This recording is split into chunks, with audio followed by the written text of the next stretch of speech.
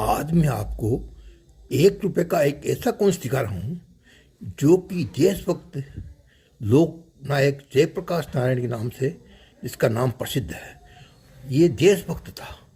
इसने देश की जो कुछ भी किया, अपना अपना सब कुछ इसने देश के लिए बलिदान किया। इसने और इनकी पत्नी ने, दोनों ही देशभक्त थे।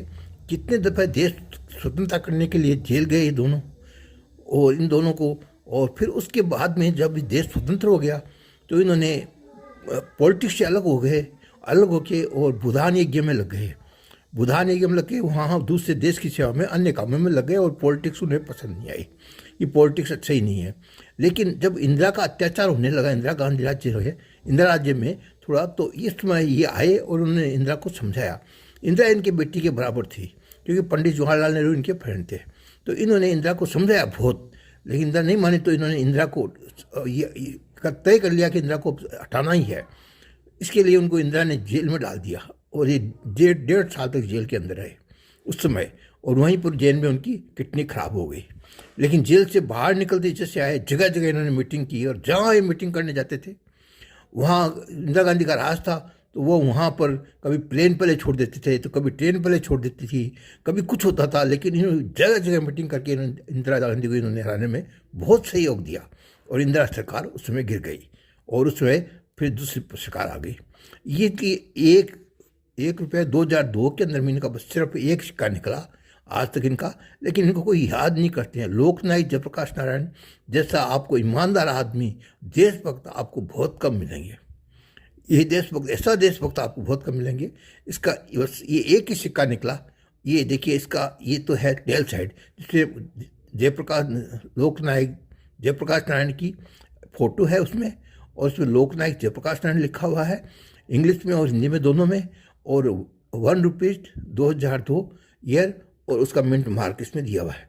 ये देखिए आप इसमें का, इसका ये फोटो साफ क्लियर फोटो जयप्रकाश नारायण का। इनका सिर्फ बस एक ही बना इनका। और इसका जो हेड साइड है वही भारत, इंडिया, ₹1, और ये 1 रुपया, और ये बस अशोक स्तंभ, उसके थे सत्यमेव जयते, और एक लिखा हुआ। ये इनका हेड साइड हो गया, और टेल साइड में इनकी जयप्रकाश नारायण की फोटो है।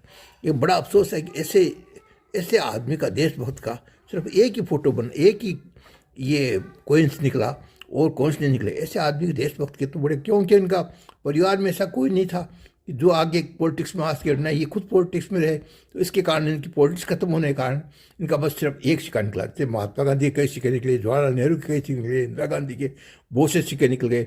लेकिन लोकनायक जयप्रकाश नारायण का सिर्फ बस 1 रुपये का एक सिक्का स्टील में निकला है, और वो मैंने आपको दिखा दिया है। और इस आदमी को मैं बार बार नमस्कार करता हूँ। ये पक्का देशभक्त था।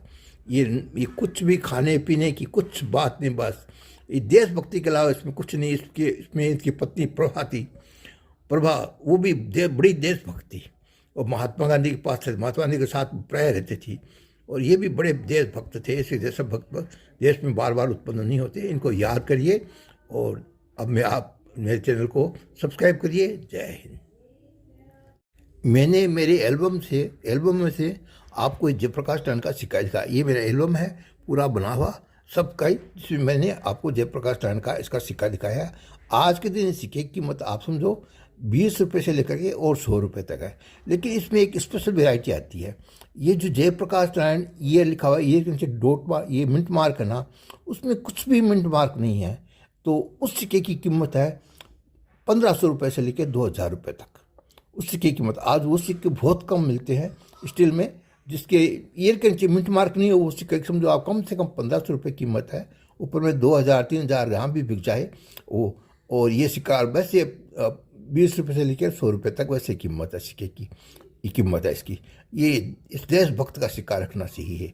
जय हिंद।